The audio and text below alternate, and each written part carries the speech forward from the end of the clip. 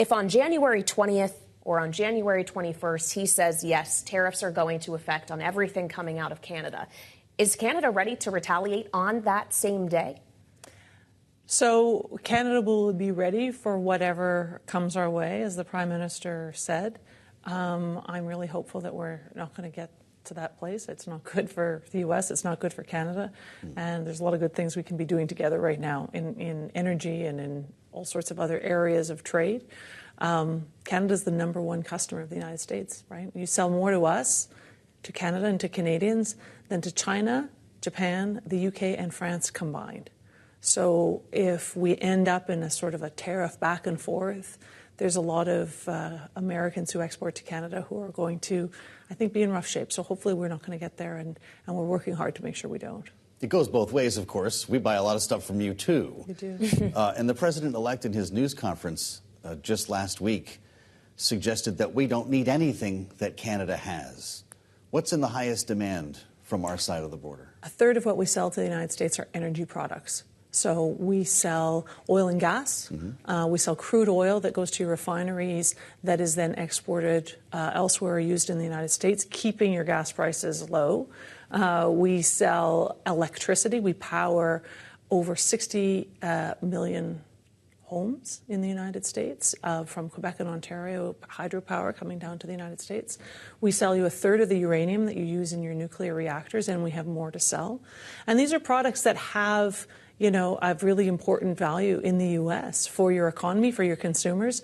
So, you know, with the greatest of respect to President Trump, there may be other ways in which to fill those needs, but they will be more expensive, less reliable, and they will lead, as I say, to a bit of a tit for tat, when really what we should be doing is working together, especially right now. I mean, right now we're facing quite a generational challenge from adversaries and competitors, China and Russia.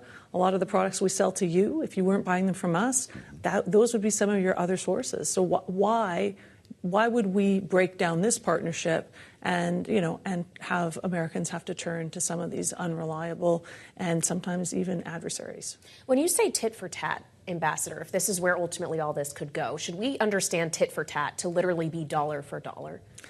Look, I think I can't speculate on that. I think that really, and you know what, I don't actually think it's super constructive to speculate on that. I think we want to see what the president decides to do.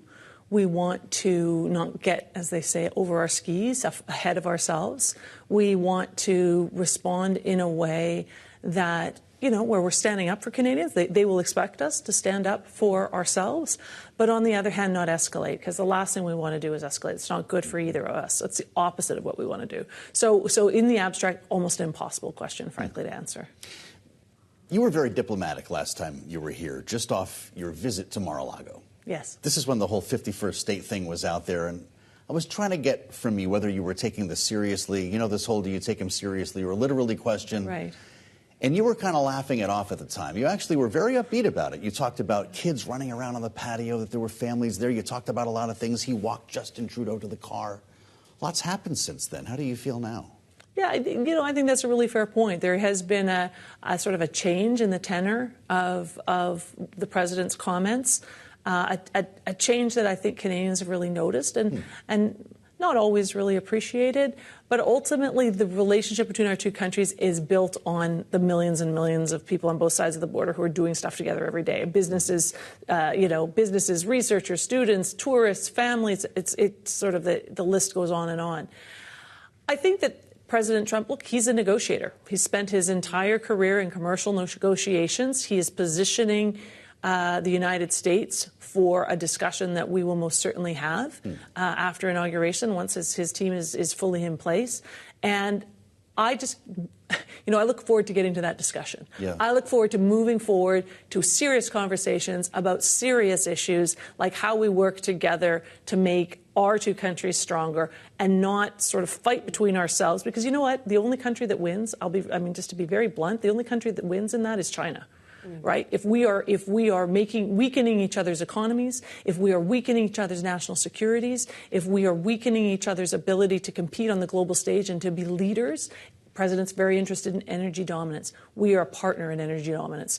The president's very interested in Arctic security and national security. We are, we only have one border, and it's with you. And we take that border very, very seriously. We talked about that last time. Yeah. Canada is putting $1.3 billion into new equipment, new surveillance, new officers.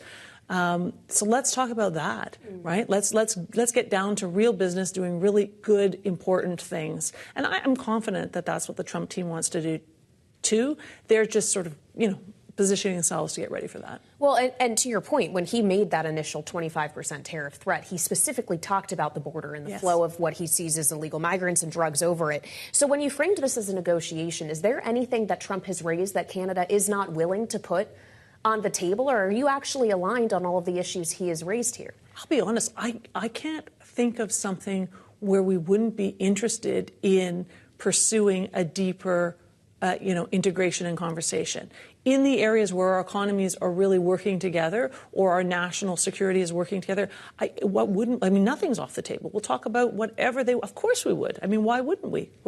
Other than losing that border altogether, which he has floated. Right. Well, I don't think that's a real proposition, and I don't think Canadians are interested. But, I understand why the president would be interested in our magnificent country.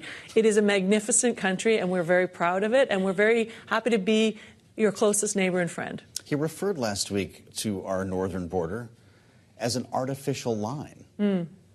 How did that go over in Canada, and how would you describe it? Well, it probably depends on who you talk to. I think most Canadians just are not going to really take that literally. I think, again, it's seen as positioning for a conversation. It's not an artificial line. It's as real a line as any border in this world. But it is a line that, I'll tell you, it's a line where we have over 400,000 people between our two countries crossing that line every day. We are so privileged to have a border that is so effective and so much a cornerstone of our economic prosperity. So in that sense, it's absolutely artificial. In fact, it's kind of a feature of this enormous success. Finally, as we consider what's on the mind of Canadians, I'm sure they're paying attention to politics here, but there's also a lot occupying thought of politics at home, I'm sure. Should we expect you to remain in this role here in Washington as this transition to whatever comes after the Trudeau government plays out? That will be a decision for our next leader. I am here as an appointment of our Prime Minister, and Justin Trudeau will not be our next Prime Minister. He has made that clear, so whoever is will make that decision.